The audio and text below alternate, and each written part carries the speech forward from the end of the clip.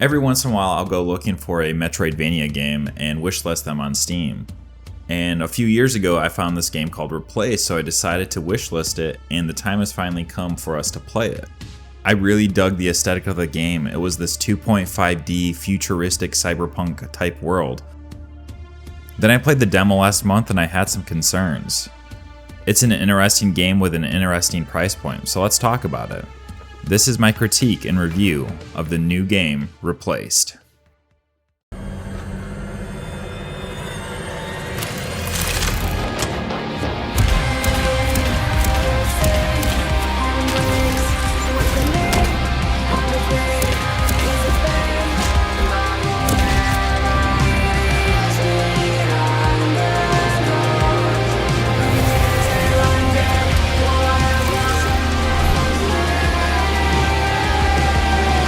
Like I said in the opening, this has been an anticipated game for me this year, and to say I'm disappointed would not totally be correct.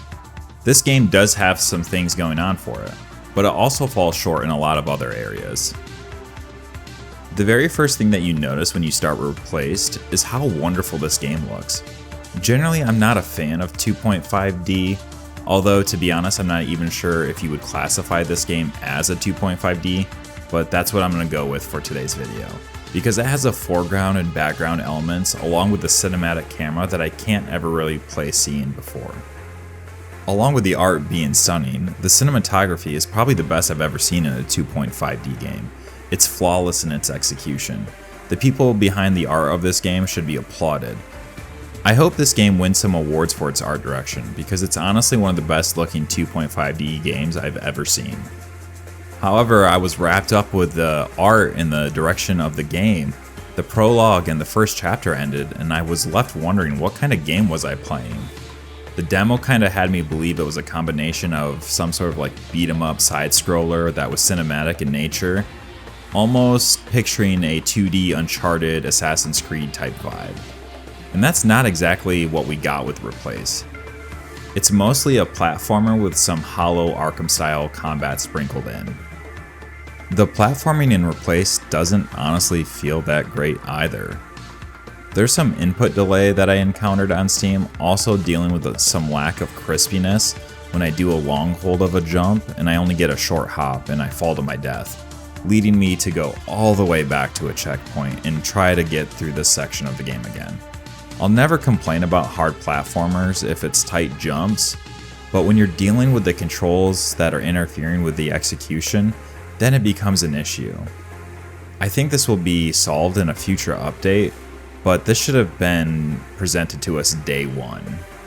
Alongside the shoddy controls that I had with the game, another issue that I had is that it's hard to read sometimes. And what I mean by that is the game really doesn't tell you where to go sometimes. I know it's a side scroller and you're mostly holding right, but when you're platforming and the game doesn't really show you the platforms that it wants to go to, then it kind of becomes an issue. I don't need yellow paint everywhere, but what I do need is when a game looks as good as this game does, for the points to at least be able to stand out a little bit more than what they do. For one example, there's some cracked walls that you can grab onto. In certain areas, they kind of blend in with the environment, so you're unsure if that's rubble or a spot to jump in and hook on. That leads me to the level design in the game. It's really simple. You're mostly just holding right and solving a simple puzzle here and there to make some jumps and move on. This kind of loops back around to the issues that I had with the controls. Like I said, I enjoy hard platformers from time to time, but the difficulty of this game comes from dealing with the input issues and not so much the hard jumps themselves. Now let's talk about the game's combat. It's heavily inspired by the Arkham series, and to be honest, I've never really been a fan of that style of combat. I enjoy the Arkham series and I love Spider-Man, but the combat felt like the weakest part of both of those games. I'm never going to claim I'm an excellent gamer, but I am pretty damn competent. And when the screen flashes yellow or red to indicate what button I have to press, it takes a lot away from the game.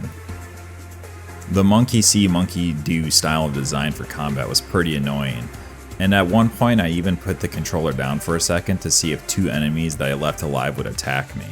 and it took them 10 seconds on the hardest difficulty to even take a swing. At your disposal in the combat system is a basic melee attack and your handgun. Through this you have counters. When an enemy flashes yellow you get a parry, and then when they flash red you get a dodge. There's a few more layers like a gun parry and a gun stance that you get later on, but that really didn't add a whole lot to the gameplay, to be honest, because I never really messed around with either of those things and just stuck to the base dodge and parry. The one positive thing that I'll say about the combat is that you could really feel the weight of the strikes. The camera would wobble and shake with every blow, and that was a really cool touch. Outside of the combat, the gameplay, through its platforming, there's some stealth sections where you have to hide from some turrets and drones. I honestly kind of found these annoying. Later on in the game you get the ability to hack them and control whether they're active or not active. I don't think this section really added much to the game either. The game does supply you with some side quests, but I really only noticed that they were mostly just talk to an NPC, go find an item, and then return to that NPC with the item and you would get some sort of upgrade. The one quest that I did enjoy, I think, was the first one that you can do where you unlock some arcade games, and I honestly enjoyed playing those games more than the actual game itself. The story is kind of underwhelming for me as well, although I think some people might get enjoyment from it. The idea is that your character, Dr. Warren Marsh, is dealing with his father's death, and following a malfunction, he gets paired with his AI that he's created to help find donors for surgeries, called Reach. Outside of the walls of the Phoenix Corporation, Reach learns what it means to become human and feel like human tendencies, and by experiencing life in a human body, he develops true emotions and a moral code. And then once you return inside the walls of the Phoenix Corporation to reconnect, you encounter a backup version of yourself that is evil, and ultimately a sacrifice is made, and the game kind of ends on a cliffhanger, leading me to believe that there will be a Replaced 2. Overall, it's a decent price point, and it's not a bad game, it's just not an engaging game. I think most people will play this once and move on, probably forget about it outside of the stellar art. There's not much beneath the surface of the game. It's all looks and no hooks. If you have played Replaced, let me know down in the comments and tell me how you feel about the game. And while you're there, like the video and sub to the channel, and I'll see you in the next video.